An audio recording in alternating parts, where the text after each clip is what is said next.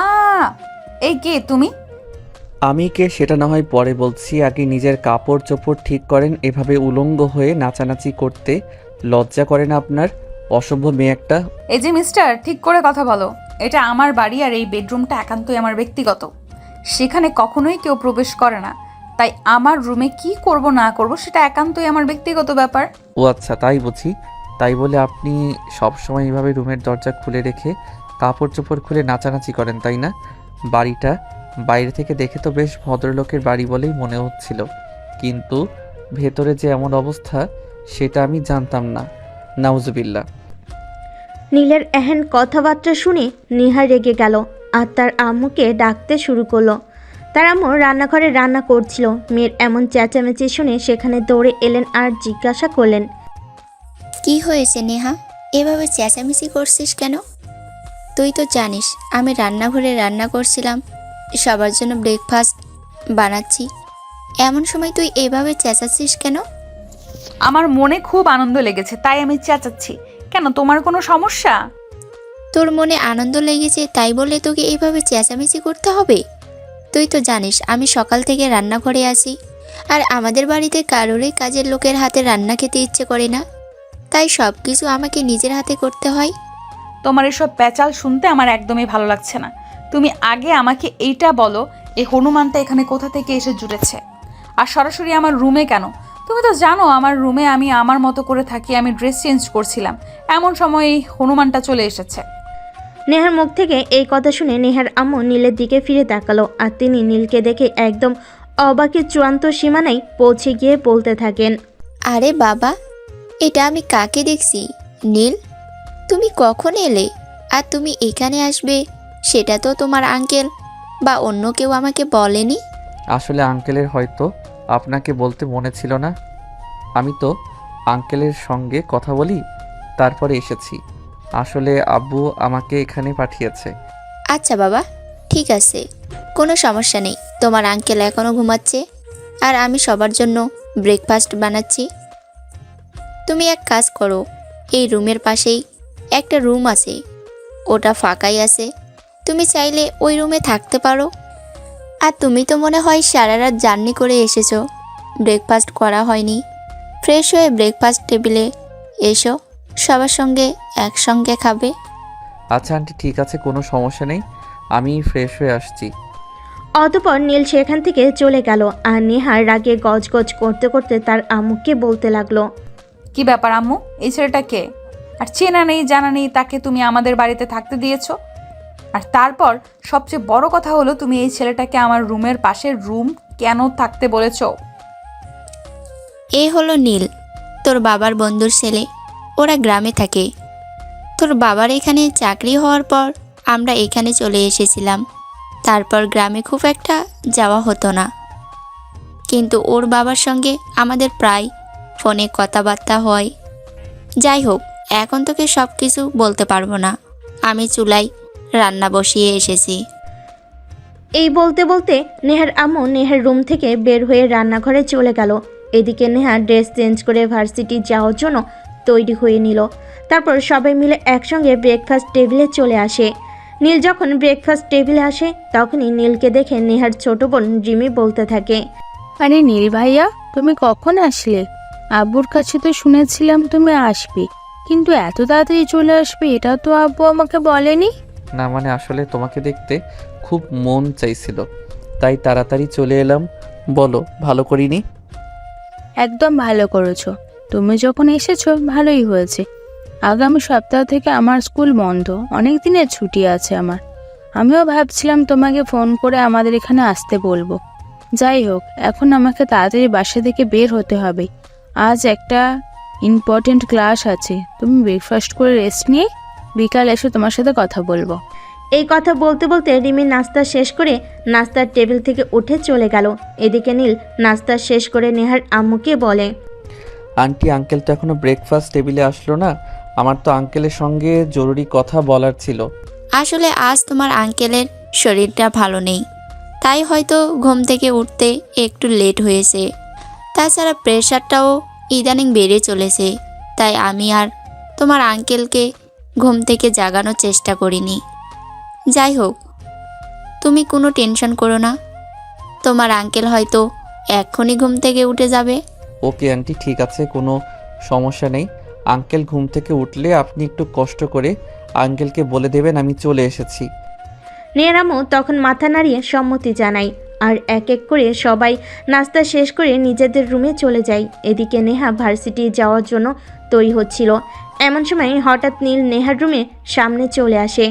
আরে এই যে ম্যাডাম, আপনি ভার্সিটিতে ক্লাস করতে যাচ্ছেন নাকি বয়ফ্রেন্ডের সঙ্গে ডেটিং করতে যাচ্ছেন সেটা তো আপনাকে দেখে কনফার্ম হওয়া যাচ্ছে না। এই অসভ্য ইতর লম্পট চরিত্রহীন ছেলে একটা, আমার বিষয়ে আপনার এত চিন্তা করতে কে বলেছে? আমার বয়ফ্রেন্ডের সঙ্গে দেখা করতে যাব নাকি পার্কে ঘুরতে যাব সেটা একান্তই আমার ব্যক্তিগত ব্যাপার। আমি চাই না আপনি এই বিষয়ে নাক গলান, কারণ আমার ফ্যামিলির কেউ কখনোই আমার উপর কোনো বিষয়ে বাধা আরোপ করে না। আরে আপনি তো যা ইচ্ছা তাই, আপনি কার সঙ্গে কিভাবে কথা বলতে হয় সেটাও জানেন না। তা অপরিচিত মানুষ যার সঙ্গে আগে কোনো দিন দেখা হয়েছে কিনা সেটাও হয়তো সঠিক বলতে পারবেন না। আর তার সঙ্গে আপনি এরকম আচরণ করছেন, এই আচরণ করতে আপনার রুচিতে বাধে না? আসছে আমার ভদ্রলোক আমাকে ভদ্রতা শেখাতে। শুনেন, আমি না যার তার কাছ থেকে কোনো কথা শুনতে অভ্যস্ত নই, তাই দয়া করে আমাকে জ্ঞান দিতে আসবেন না। এখন মানে এখান থেকে কেটে পড়ুন। আমার ভার্সিটির টাইম হয়ে গেছে। আপনার সঙ্গে অযথাই প্যাচাল পাড়তে গেলে আমার ভার্সিটিতে লেট হয়ে যাবে। ও তাই নাকি? আচ্ছা ম্যাডাম, ঠিক আছে, কোনো সমস্যা নেই। আপনি এখন ভার্সিটিতে যান, বিকালে আপনার সঙ্গে আমার একটা কথা আছে। কোন ফালতু মার্কা ছেলেপেলের কথা শোনার সময় আমার নেই। আর হ্যাঁ মিস্টার, আপনি যদি এই বাড়িতে কয়েকদিন থাকেন তাহলে ভদ্রভাবে থাকতে হবে, কারণ এটা ভদ্রলোকের বাড়ি, আর কোনো অসভ্য অভদ্রলোকের জায়গা এই বাড়িতে হয় না। এই কথাগুলো বলতে বলতে নেহার রুম থেকে বের হয়ে ভার্সিটিতে চলে যেতে চাইছিল। এমন সময় হঠাৎ নীল লক্ষ্য করলো নেহা একটা মিনি কাট আর হট প্যান্ট পরে বাইরে বেরোচ্ছে। এই বিষয়টা নীলের ঠিক ভালো লাগলো না, তাই সে নেহাকে বলল, আরে এই যে ম্যাডাম, এটা কোন ধরনের ভদ্রতা? আপনি কি সব পোশাক পরেছেন সেগুলোর দিকে একবার তাকিয়েছেন? আপনি যে বাসা থেকে বের হয়ে যাচ্ছেন, আপনার কি লাজ লজ্জা কিছু নেই? এই যে মিস্টার শোনেন, আপনাকে আমি আগেও বলেছি আর এখনো বলছি, আমাকে এত জ্ঞান দিতে আসবেন না। জ্ঞান দেওয়া লোক আমার একদমই পছন্দ নয়। আমার বাড়িতে কেউ কখনো আমার স্বাধীনতার ব্যাপারে হস্তক্ষেপ করে না। আমি আমার ইচ্ছে মতো চলি। তাই আমি আশা করব আপনি যতক্ষণ এই বাড়িতে আছেন ততক্ষণ আমার বিষয়ে অন্তত নাক গলাতে আসবেন না। আর যদি কখনো আপনি আমার বিষয়ে নাক গলাতে আসেন তাহলে সেটা আপনার পক্ষে ভালো হবে না। ধুর যা, এটা আমি কোথায় এসে পড়লাম? আমি তো সেটাই বুঝতে পারছি না। একটা মেয়েকে ভালো কিছু বলতে গেলাম আর উল্টো সে আমাকে কথা শুনিয়ে দিয়ে চলে গেল। যাই হোক, আপনি কি করবেন না করবেন সেটা একান্তই আপনার ব্যক্তিগত ব্যাপার। এই বিষয়ে কথা বলার কোনো ইচ্ছে বা আগ্রহ আমার নেই। তবে আমার মনে হয়েছিল আপনার মতো যুবতী একটা মেয়ের এসব পড়ে বাইরে যাওয়া উচিত নয়, তাই বলেছিলাম। আমি যদি এই কথাটা বলে খুব বেশি ভুল করে থাকি তাহলে আমি সরি, আমাকে ক্ষমা করবেন। হ্যাঁ, একদম ঠিক বলেছেন। যাই হোক, আপনাকে ক্ষমা চাইতে হবে না। নিজের ভুলটা বুঝতে পেরেছেন সেটাই অনেক। আর হ্যাঁ, নেক্সট টাইম এমন ভুল কখনো করবেন না। এই বলে নেহা হনহন করে বাসা থেকে বের হয়ে চলে গেল। এদিকে দেখতে দেখতে প্রায় 1-1.5 ঘন্টার মতো সময় কেটে গেল। তখনই হঠাৎ নেহার আম্মু নীলের রুমে আসলো আর বলতে লাগলো, তা বাবা, তোমার বাবা মা কেমন আছে সেটা তো বললে না। আসলে সকাল থেকে কাজের অনেক চাপে আছি, তাই তোমার সঙ্গে সেভাবে কথা বলার সময়টুকু হয়ে ওঠেনি। কোনো ব্যাপার নয়, বাবা মা আছে, এই তো মোটামুটি ভালোই। আসলে আন্টি, আমি পড়াশোনা শেষ করেছি। এই মুহূর্তে একটা চাকরি আমার খুবই প্রয়োজন, কিন্তু আমার বাবার আর্থিক অবস্থা সেটা তো আপনারা জানেনই। কোথাও চাকরির জন্য গেলেই প্রথমেই সবাই বড় অঙ্কের একটা ঘুষ চায়, কিন্তু সেটা দেওয়া আমার কিংবা আমার বাবার পক্ষে সম্ভব হয়ে ওঠে না, তাই আর চাকরিটা হচ্ছে না। তো সেদিন বাবা আঙ্কেলের সঙ্গে কথা বলেন আর আঙ্কেল আমাকে এখানে আসতে বললেন। ও এই ব্যাপার, আমি বুঝতে পেরেছি। যাই হোক, কোনো সমস্যা নেই। তুমি যখন আমাকে বলেছো, আমি নিজেও তোমার আঙ্কেলের সঙ্গে এই ব্যাপারে কথা বলবো এবং যতটুকু সম্ভব তোমাকে সহযোগিতা করার চেষ্টা করব। যাই হোক, তুমি কোনো টেনশন নিও না। তোমার আঙ্কেল যখন আছে তখন কোনো একটা ব্যবস্থা হয়ে যাবে। Okay aunty, thank you so much. আচ্ছা আন্টি, আপনাকে একটা কথা বলার ছিল। আপনার ছোট মেয়েটা তো অনেক ভালো, ভদ্র আর মিশুক প্রকৃতির, কিন্তু আপনার বড় মেয়েটা এমন কেন? কেমন যেন হিংসুটে টাইপের। আসলে বাবা, নেহা ছোটবেলা থেকে এরকম কারোর সঙ্গে খুব একটা মিশতে চায় না, আর একটু হিংসুটে টাইপের। যাই হোক, ওর ব্যবহারে তুমি কষ্ট পেয়ে থাকলে তার জন্য আমি তোমার কাছে ক্ষমা চেয়ে নিচ্ছি। নেহার মায়ের এহেন কথা শুনে নীল অনেকটা অপ্রস্তুত অবস্থায় পড়ে গেল। আন্টি তার কাছে ক্ষমা চাইছে, বিষয়টা ঠিক মানা যায় না। তাই সে বসা থেকে উঠে দাঁড়িয়ে আন্টির হাত দুটো ধরে বলতে থাকে, আরে আন্টি, এসব আপনি কি করছেন? আপনি কেন আমার কাছে ক্ষমা চাইছেন? আপনি আমার মায়ের মতো, আর নেহা আমার চাইতে বয়সে ছোট। তার এই ব্যবহারে আমি কিছু মনে করিনি, জাস্ট আপনাকে বললাম। আচ্ছা বাবা, ঠিক আছে, কোনো সমস্যা নেই, তুমি বিশ্রাম করো। আমার কাজ আছে, আমি কাজ করছি। আর হ্যাঁ, তোমার কোনো কিছুর প্রয়োজন হলে আমাকে বলবে। আর দুপুরে আমি একটু বাইরে যাব, তোমার জন্য দুপুরের খাবারটা টেবিলে রেখে যাব, টাইমলি খেয়ে নিও। এই কথা বলতে বলতে নেহার আম্মু নীলয়ের রুম থেকে বের হয়ে বাইরে চলে গেল। এদিকে নীল রুমে বসে বসে একা বোরিং ফিল করছিল। তাই সে মোবাইলটা হাতে নিয়ে ফেসবুকের নিউজ ফিডে ঘোরাঘুরি করতে থাকে। এভাবে সময় কখন যেন কেটে গেল সে টেরই পেল না। এদিকে বিকেল হয়ে এলো, রিমি স্কুল থেকে চলে এসেছে। তখন প্রায় বিকেল 3টা বাজে। তখনই রিমি সোজা নীলের রুমে চলে আসে আর নীলকে দেখে বলতে থাকে, এই যে নীল ভাইয়া, আমি চলে এসেছি। তাই নাকি? ভালোই হয়েছে, আমিও অনেকক্ষণ ধরে তোমার জন্য ওয়েট করছিলাম। এখন যাও, তাড়াতাড়ি করে রেডি হয়ে নাও, তোমাকে নিয়ে ঘুরতে বের হব। নীল আর রিমি এই কথাগুলো বলাবলি করছিল। তখনই নেহা সেখানে এসে উপস্থিত হয় আর বলতে থাকে, কিরে রিমি, কি হয়েছে? তুই এই ছেলেটার সঙ্গে কোথায় যাচ্ছিস? কোথায়? আমার নীল ভাইয়া আমাকে নিয়ে ঘুরতে যাবে আর আমি তার সাথে ঘুরতে যাব? তুমিও যাবে নাকি? গেলে আমার সঙ্গে যেতে পারো। আরে না রিমি, একদমই নয়। তোমার বোনকে আমাদের সঙ্গে নেওয়া যাবে না। তোমার বোনের যে হিংসুটে মন। এই রে আইসে আমার দয়ার সাগর, মায়ার সাগর, আপনার সঙ্গে যেতে কে চাইছে? আমি নিজেই তো আপনার সঙ্গে যাব না। আপনি কি করে ভাবলেন আপনার মতো চরিত্রহীন লম্পট একটা ছেলের সঙ্গে আমি যাব? এই যে ম্যাডাম, ঠিক করে কথা বলুন। আপনি কাকে চরিত্রহীন লম্পট বলছেন? আপনার নিজের চরিত্র ঠিক আছে? উলঙ্গ হয়ে রুমের মধ্যে নাচানাচি করেন আর আরেকজনকে চরিত্রের দোষ দিতে আসেন। এই ছেলে, ভদ্রভাবে কথা বলছি। তোকে আমি তখনও বলেছি আর এখনও বলছি, আমার রুমের মধ্যে কি করব না করব সেটা আমার ব্যক্তিগত ব্যাপার। আমি তার কৈফিয়ত তোকে দেব না। আশা করি বুঝতে পেরেছিস। এত বুঝে আমার কাজ নেই। এই রিমি, তুমি যাবে আমার সঙ্গে নাকি আমি বের হয়ে যাব? তোর মতো চরিত্রহীন লম্পট একটা ছেলের সঙ্গে আমার বোন কোথাও যাবে না। তোর যেখানে যাওয়ার ইচ্ছা তুই যা। আমার সহজ সরল বোনটাকে ভুলিয়ে ভালিয়ে নিয়ে গিয়ে আকাম কুকাম করবি, সেসব আমি থাকতে হতে দেব না। আবু, তুই কিন্তু এখন একদম বেশি বাড়াবাড়ি করছিস। তুই কাকে চরিত্রহীন লম্পট বলছিস? নীল ভাইয়াকে? তুই তো তার সম্পর্কে কোনো কিছু জানিসই না, তাহলে তার সম্পর্কে এরকম কথা বলছিস কি করে? বলা নেই কওয়া নেই, হুঠাৎ একটা মেয়ের রুমে যে ঢুকে পড়তে পারে তাকে এর চাইতে বেশি ভালো বলা আমার পক্ষে সম্ভব নয়। তোর ইচ্ছে থাকলে তুই করতে পারিস। আমি তো সেটাই করছি, তাহলে তুই আমাকে বাধা দিচ্ছিস কেন? আমি তো নীল ভাইয়ের সঙ্গে ঘুরতে চাইছি। এখানে তোর সমস্যাটা কোথায় হচ্ছে আমি সেটাই বুঝতে পারছি না। এই বলে রিমি সেখান থেকে চলে গেল নিজের রুমে। আর তারপর রেডি হয়ে নিচে চলে আসে। আর নীল তো অনেকক্ষণ আগে থেকে সেখানে বসে অপেক্ষা করছিল রিমি আর নীল দুজনেই বাসা থেকে বের হতে যাবে। এমন সময় পেছন থেকে নেহা বলতে থাকে, এ দাঁড়া, আমিও তোদের সঙ্গে যাব। অপরিচিত অচেনা একটা ছেলের সঙ্গে আমি আমার বোনকে একা একা কোথাও যেতে দেব না। তাই নাকি? আপনার নিজেরই আমার সঙ্গে ঘুরতে যেতে ইচ্ছা করছে, সেটা সরাসরি বলেন। এত পেঁচানোর কি আছে? আমার মতো স্মার্ট, হ্যান্ডসাম, গুড লুকিং দেখতে একটা ছেলের সঙ্গে ঘুরতে যাওয়া তো ভাগ্যের ব্যাপার। আইসে আমার হ্যান্ডসাম গুড লুকিং রে। তুই তোর নিজের চেহারা কোনোদিন আয়নায় দেখেছিস? যদি নিজের চেহারা কোনোদিন আয়নায় দেখতি তাহলে এই ভুল ধারণাটা ভেঙে যেত। নেহার এন কথা শুনে নীল তো প্রচণ্ড পরিমাণ ক্ষেপে গেল আর বলতে লাগলো, রিমি, তোমার বোনকে বলে দাও ভদ্রভাবে কথা বলতে। আমার যদি মেজাজ খারাপ হয় তাহলে কিন্তু ওর কপালে খারাপ আছে বলে দিও। নিজের চরিত্রে ঠিক নেই। নিজেকে কি প্রিন্সেস ডায়না ভেবেছে নাকি? নিজের কদাকার চেহারা রেখে অন্যকে আয়নায় চেহারা দেখতে বলে? আমার চেহারা কেমন সেটা আমি নিজে খুব ভালো করেই জানি। আমার চেহারা যদি ভালো নাই হতো তাহলে ভার্সিটির 90% ছেলে আমার পেছনে ঘুরঘুর করতো না। আমার মনে হয় না জীবনে কোনো মেয়ের সামনে বার্তা পেয়েছিস বলে, তাও আবার এত বড় বড় লেকচার দিস।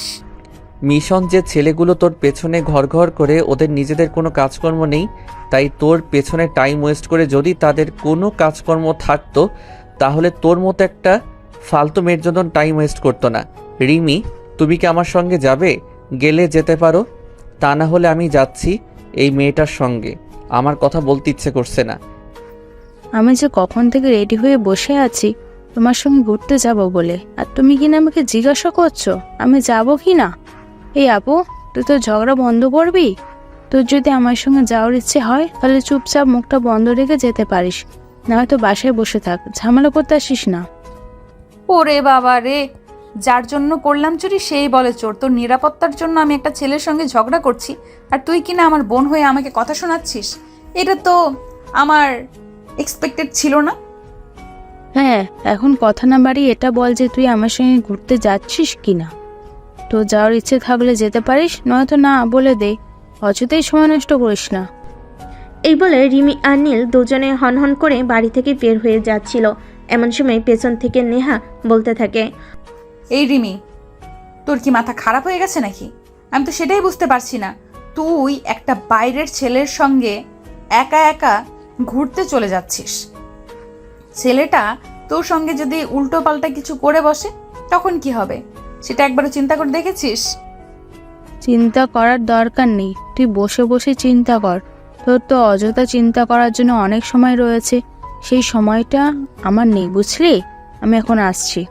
এই দাঁড়া, আমিও তোদের সঙ্গে যাব। এই লম্পট চরিত্রহীন ছেলের সঙ্গে আমি তোকে একা একা কোনোভাবেই যেতে দেব না।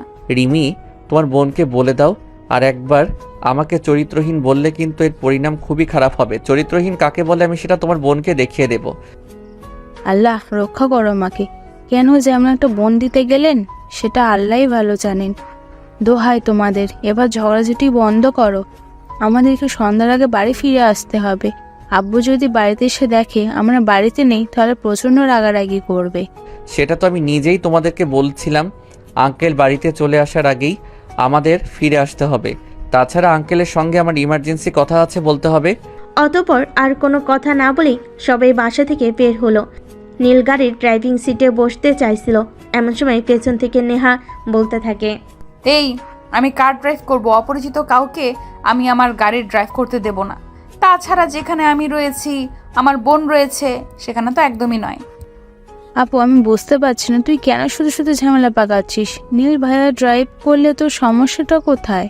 তুই দিয়ে ভাইয়াকে ড্রাইভ করতে। নীল ভাইয়া, তুমি ড্রাইভিং সিটে বসো আর গাড়ি ড্রাইভ করো। কোনো সমস্যা হলে আমি সেটা বুঝবো। রিমির কথায় নীল ড্রাইভিং সিটে বসে আর তার পাশের সিটে রিমি বসতে যাবে। এমন সময় নেহা বলতে থাকে, এই রিমি, তুই পেছনের সিটে বস, আমি সামনে বসবো। এই ছেলেটাকে বিশ্বাস নেই। তুই এই ছেলেটার পাশাপাশি বসলে তোকে ফুসলিয়ে ফাসলিয়ে অন্য কিছু করে ফেলার চেষ্টা করতে পারে, তাই আমি সেই রিস্ক নিতে চাই না। আপু, তোর হয়েছে কি সেটা তুই আমাকে বলবি? আমি না তোর এইসব প্যারা নিতে পারছি না। তুই কেন এমন করছিস বলতো? তুই কেন শুধু শুধু ঝামেলা পাকাচ্ছিস? আমি কোনো ঝামেলা পাকাচ্ছি না, তোকে যেটা বলছি সেটাই করতো। পেছনের সিটে বস, আমি সামনে বসবো।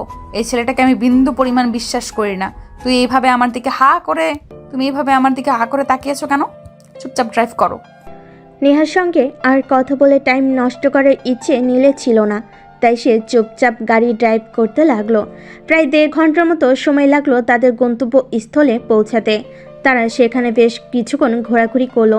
এদিকে দুপুর গড়িয়ে বিকেল হয়ে আসছিল, তাই রিমি নীলকে বলে, ভাইয়া, দুপুর 20 বিকাল হতে চললো, আমাদের তো কারোরই দুপুরে খাওয়া হয়নি, তাই ভাবছিলাম চলো আশেপাশে কোনো একটা রেস্টুরেন্ট থেকে কিছু খেয়ে নিই, আমার খুব ক্ষুধা পেয়েছে।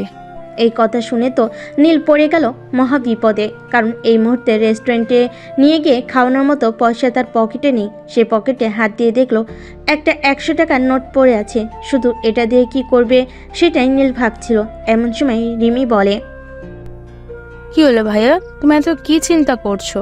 আমি তো জানি তোমার পকেটে পয়সা নেই, আমি পয়সা নিয়ে এসেছি। পয়সা নিয়ে তোমাকে কোনো চিন্তা করতে হবে না। তুমি চলো তো আমার সঙ্গে। আর আপু, তুই দাঁড়িয়ে আছিস কেন? তুই যাবি না নাকি?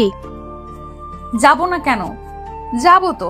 আমি শুধু ভাবছি এই ফৈন্নি মার্কা ছেলেটার কথা। দুটো মেয়েকে নিয়ে ঘুরতে এসেছে, অথচ তাদেরকে নিয়ে রেস্টুরেন্টে খাওয়ানোর মতো পয়সা নেই। তাহলে ঘুরতে আসার কি দরকার? রাস্তায় দাঁড়িয়ে 1 ঘন্টা ভিক্ষিক করলে তো পারতো। আপু, এখন কিন্তু একদম বেশি বাড়াবাড়ি হয়ে যাচ্ছে। তুই কিন্তু নীল ভাইয়াকে বারবার অপমান করেই চলেছিস। এগুলো কিন্তু ভদ্রতার মধ্যে পড়ে না, বলে দিলাম। তো কি করব বল শুনি? এই অপদার্থ ছেলেটাকে কোলে নিয়ে আদর করব নাকি? কেন, নীল ভাইয়াকে আদর করতে সমস্যা কোথায়? নীল ভাইয়ের মতো হ্যান্ডসাম একটা ছেলেকে আদর করতে আমার তো কোনো সমস্যা নেই। নীল ভাইয়া আমার চাইতে বয়সে অনেকটাই বড়। যদি সে আমার সমবয়সী হতো তাহলে আমি তাকে আমার বয়ফ্রেন্ড বানিয়ে নিতাম, হয়তো দুজন বিয়ে করে নিতাম। এই যে প্রেম রাশির কন্যা, আপনারা দুজনে যা করছেন আমি বাসায় গিয়ে সব আব্বুকে বলে দিব।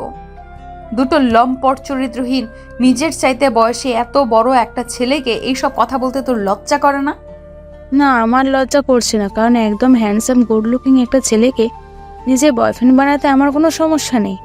আচ্ছা নীল ভাইয়া, তুমি নিজেই বলো, আমার বয়ফ্রেন্ড হতে তোমার কোনো সমস্যা আছে?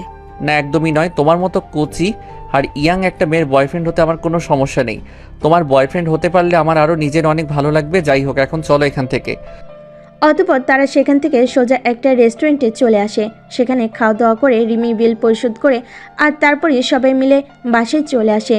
সেদিন রাতে খাবার সবাই একসঙ্গে খায়। আর রাতের খাওয়া শেষ হলে নিহার আব্বু নীলকে বলে, নীল, খাওয়া দাওয়া শেষ করে তুমি একবার আমার রুমে আসবে। নীল, খাওয়া দাওয়া শেষ করে তুমি একবার আমার রুমে আসবে। আমি তোমার সঙ্গে কিছু কথা বলতে চাই, যেইগুলো এখানে সবার সামনে বলা সম্ভব নয়, কারণ আমি আমার ফ্যামিলির লোকদের খুব ভালো করেই চিনি। আমি যদি এই বিষয়টা তাদের সামনে প্রকাশ করি তাহলে তাদের মধ্যে কেউ একজন হলেও এই বিষয়টা নিয়ে ঝামেলা করবে। তাই আমি তোমার সঙ্গে পার্সোনালি কথা বলতে চাই। ওকে আঙ্কেল, ঠিক আছে। আমি খাওয়া শেষ করে আপনার রুমে চলে আসবো। আর আপনি যেটা বলছেন সেটা আমিও জানি। আপনার ফ্যামিলির মধ্যে সবাই কিন্তু ভালো মানুষ নয়। এই ছেলে একদম ভালো হবে না বলে দিচ্ছি। তুমি যে আমাকে উদ্দেশ্য করে কথাগুলো বলছো সেটা আমি খুব ভালো করেই জানি। আমার সঙ্গে তোমার কোন জন্মের শত্রুতা সেটাই আমি বুঝতে পারছি না। তুমি কেন বারবার এভাবে আমাকে ইঙ্গিত করে কথা বলো?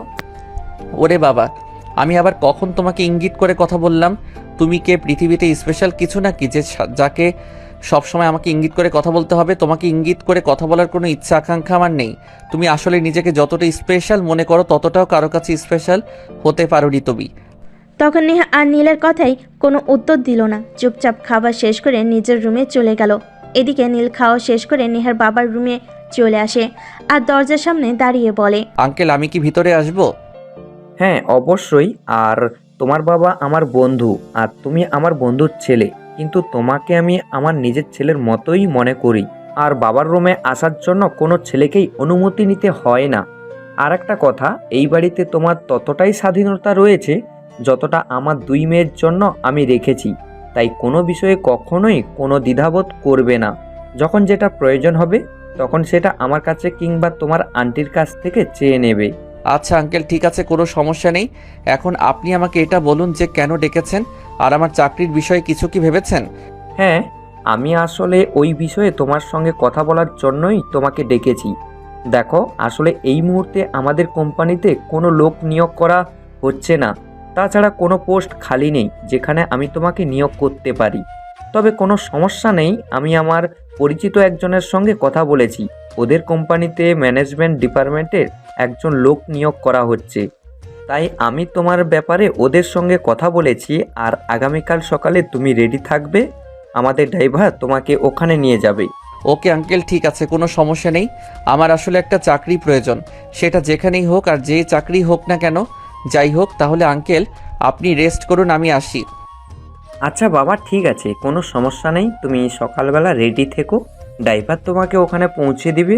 আর হ্যাঁ, তোমার ব্যাপারে আমি সব কথা বলে রেখেছি, শুধু কাগজপত্রগুলো ঠিকঠাক নিও। পরের দিন সকালবেলা ঘুম থেকে উঠে নীল নতুন কাপড় পরে রেডি হয়ে নেয়। তারপর নাস্তা শেষ করে বাসা থেকে বের হতে যাবে। এমন সময় নিহা পেছন থেকে বলতে থাকে, এই যে তুমি আমার গাড়ির দিকে এগোচ্ছ কেন? আর সাত সকালবেলা এরকম সেজে কোথায় যাচ্ছ সেটা বলো শুনি। আমি কোথায় যাচ্ছি সেটা তোমার না জানলেও চলবে। আমার ব্যাপারে তোমার এত ইন্টারেস্ট কেন সেটা বলবে?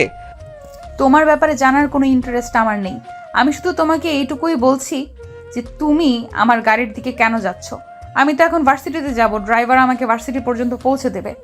ম্যাডাম, স্যার বলেছেন ওনাকে এক জায়গায় নিয়ে যেতে। আমি তো আজ আপনাকে নিয়ে যেতে পারবো না, আপনাকে অটোতে করে আজ ভার্সিটিতে যেতে হবে। হোয়াট? আপনার কি মাথা খারাপ হয়ে গেছে? আমি অটোতে করে ভার্সিটিতে যাব? ইম্পসিবল। অটোতে করে ভার্সিটিতে গেলে আমার কি মান সম্মান থাকবে?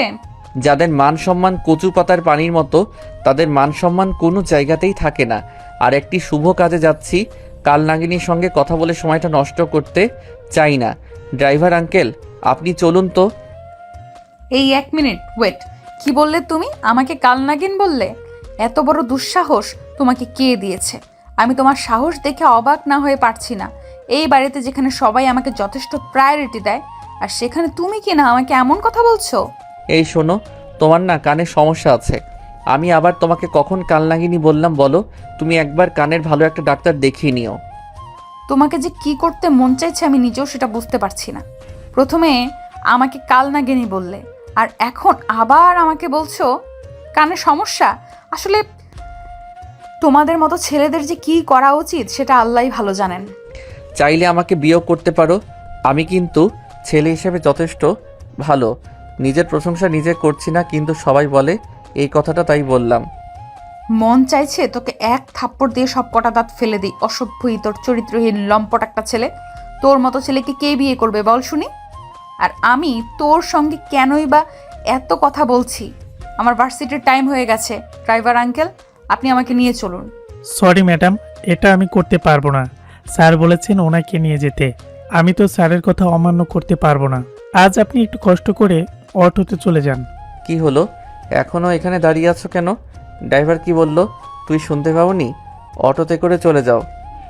আজ তোমার গাড়িতে যাওয়া হবে না, আর আমি আসছি। Tata, bye bye.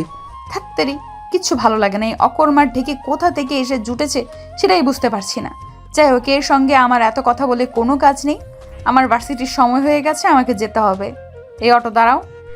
সেদিন বিকালবেলা বাসায় ফিরে নেহার আগে গজগজ করতে করতে তার আম্মুকে ডাকতে থাকে। তার আম্মু তখন সমস্ত কাজকর্ম শেষ করে নিজের রুমে শুয়ে একটু বিশ্রাম নিচ্ছিল। নেহার এমন চিৎকার চেঁচামেচিতে তিনি একটু বিরক্ত বোধ করলেন, আর রুম থেকে বের হতে হতে বললেন, কি ব্যাপার? কি হয়েছে? কি সমস্যা তোমার? তুমি কি চিৎকার চেঁচামেচি ছাড়া থাকতে পারো না নাকি? যতক্ষণ বাড়িতে থাকবে ততক্ষণ তুমি বাড়িটা মাথায় তুলে রাখবে। তুমি পেয়েছোটা কি? আমি সেটাই বুঝতে পারি না। আমি কি পেয়েছি মানে? তুমি আমার সঙ্গে এরকম বিহেভ করছো কেন? বাড়িতে যে একটা ছেলে এসেছে, এই ছেলেটা আসছে দিন থেকে আমাকে জ্বালিয়ে মারছে, সেটা তোমার চোখে পড়ছে না? নীল আবার তোমাকে কি করলো? সে তো তার মতোই আছে। দেখছি তুমি তার পিছনে কেন পড়েছো সেটা দয়া করে বলবে আমাকে। ওই ছেলেটা সকালবেলা আমার গাড়ি কেন নিয়ে গেল? বাড়ির সবাই জানে সকালবেলা ড্রাইভার আমাকে ভার্সিটি পর্যন্ত পৌঁছে দেয়, কিন্তু আজ কেন আমাকে অটোতে করে ভার্সিটিতে যেতে হলো? আমি সেটার কৈফিয়ত চাই। সেটা তো বলা আমার পক্ষে সম্ভব নয়। তোমার আব্বুর বাড়িতে আসলে তুমি তোমার আব্বুর সাথে কথা বলো। আর একটা কথা তোমাকে বলে দিচ্ছি, তুমি যেগুলো শুরু করেছো সেগুলো কিন্তু তোমার আব্বু একদম সহ্য করবেন না। তোমার আব্বুর বন্ধু ছেলে নীল, নীলের আব্বুর সঙ্গে তোমার আব্বুর অনেক দিনের সম্পর্ক এবং ভালো সম্পর্ক। তাই আমি চাই না তুমি এই ব্যাপারে কথা বলে তোমার বাবার মন ক্ষুণ্ণ করো। ওই ছেলেটার সঙ্গে তোমাদের এত কিসের পীড়িত আমি সেটাই বুঝতে পারছি না।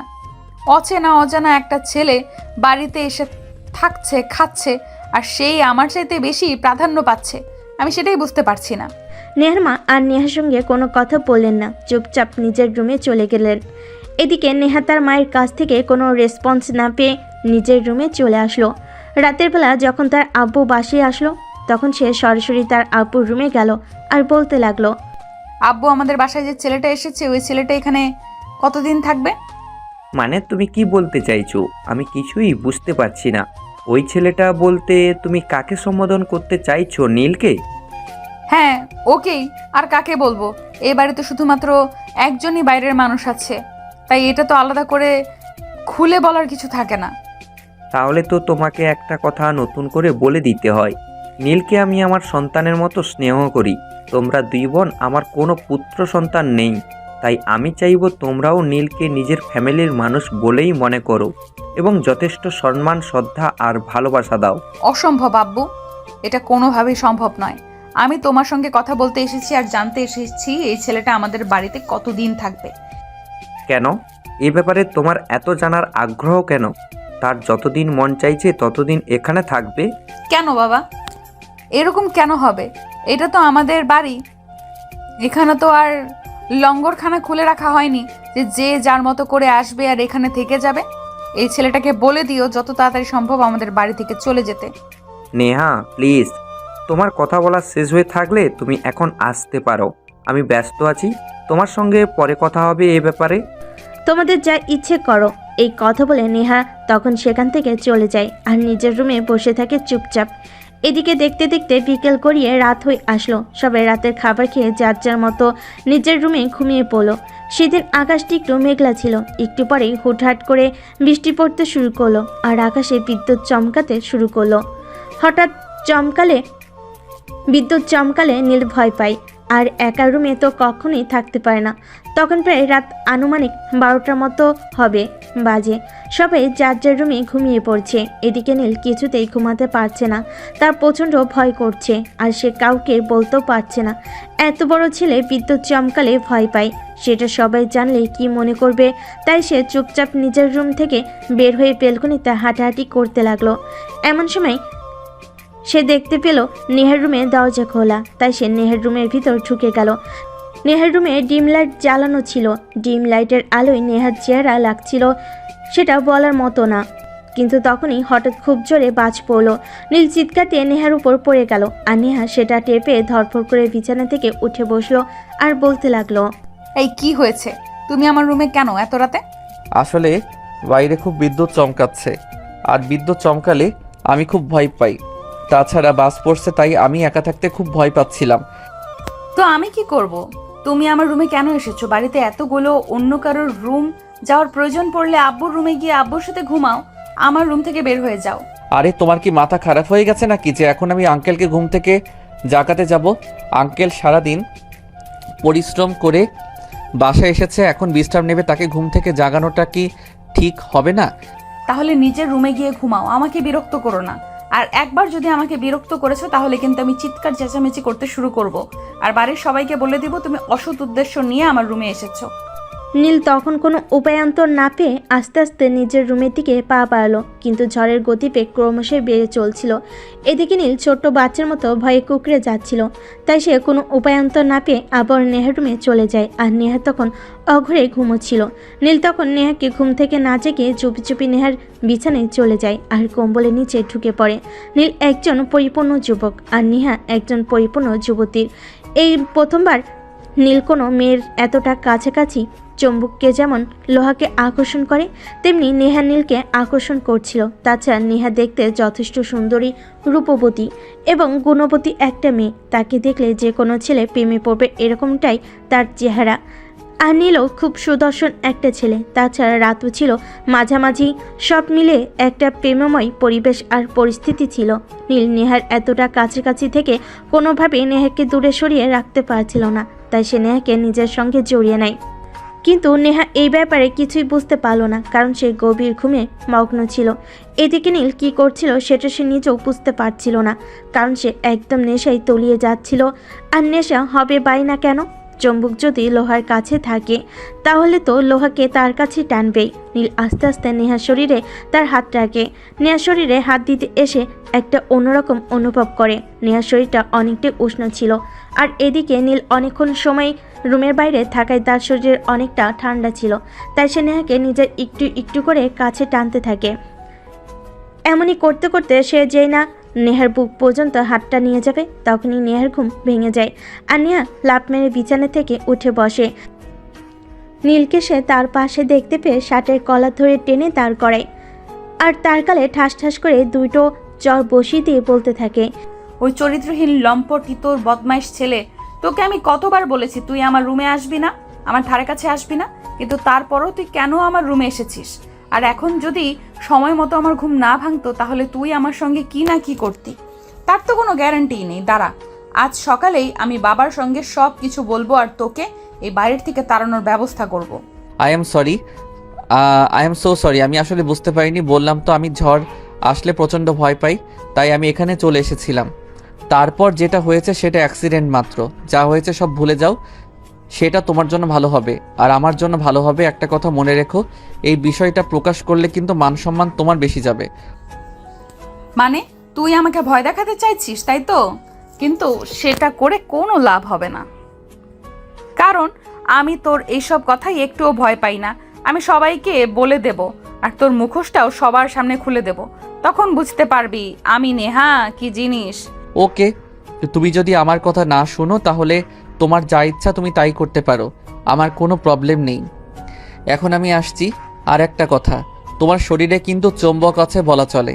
আমি যখন তোমার কাছে গেলাম তখন মনে হচ্ছিল তুমি চুম্বক আর আমি লোহা। তুমি আমাকে তোমার কাছে আকর্ষণ করে টানছো আর আমি তোমার কাছে যাচ্ছি।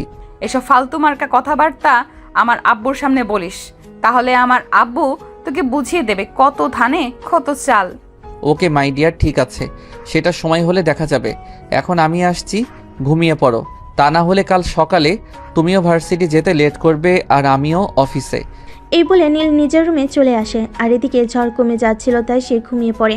পরদিন সকালবেলা ঘুম থেকে উঠে নেহা তার বাবার সঙ্গে সব কিছু বলে, কিন্তু তার বাবা সেসব কথা বিশ্বাস করে না। তাই তিনি অপেক্ষা করতে থাকেন নীল কখন ব্রেকফাস্ট টেবিলে আসবে। আর কিছুক্ষণ পর নীল ব্রেকফাস্ট টেবিলে চলে আসে। তাই নেহার আপু নীলকে বলে, দেখো বাবা, তোমাকে আমি আমার সন্তানের মতোই ভালোবাসি, তাই কথাটা জিজ্ঞাসা করতে আমি খুবই লজ্জাবোধ করছি, কিন্তু না বলে উপায় পাচ্ছি না। নেহা, এসব কি বলছি?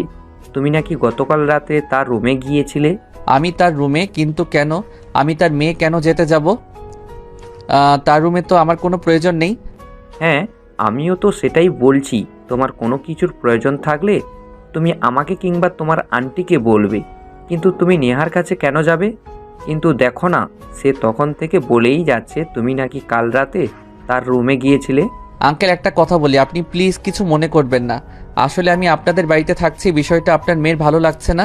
আপনার মেয়ে চাইছে আমি এই বাড়ি থেকে চলে যাই, তাই আমি যেদিন থেকে আপনাদের বাড়িতে এসেছি সেদিন থেকে আপনার মেয়ে আমার পিছনে পড়ে আছে। এই ছেলে, একদম মিথ্যা কথা বলবে না।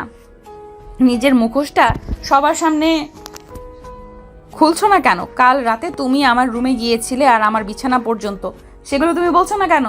আরে আজব তো, তুমি আমাকে এভাবে কেন মিথ্যা দোষারোপ করছো? আমি এই বাড়িতে থাকতে গেলে তোমার যদি কোনো সমস্যা হয়ে থাকে তাহলে তুমি সেটা আঙ্কেলকে সরাসরি বলো। আমাকে এই বাড়ি থেকে তাড়িয়ে দিতে, তাহলে আমি আর তোমাদের বাড়িতে থাকবো না। কিন্তু প্লিজ দয়া করে এভাবে আমার মান সম্মান নিয়ে খেলো না। তোমরা বড়লোক, তোমাদের মান সম্মান আছে, আমরা গরিব, আমাদেরও মান সম্মান আছে। তোমরা তোমাদের মান সম্মান টাকা পয়সা দিয়ে কামাতে পারো, কিন্তু আমাদের তো অত টাকা পয়সা নেই। টাকা পয়সা দিয়ে আমরা মান সম্মান কিনতে পারি না।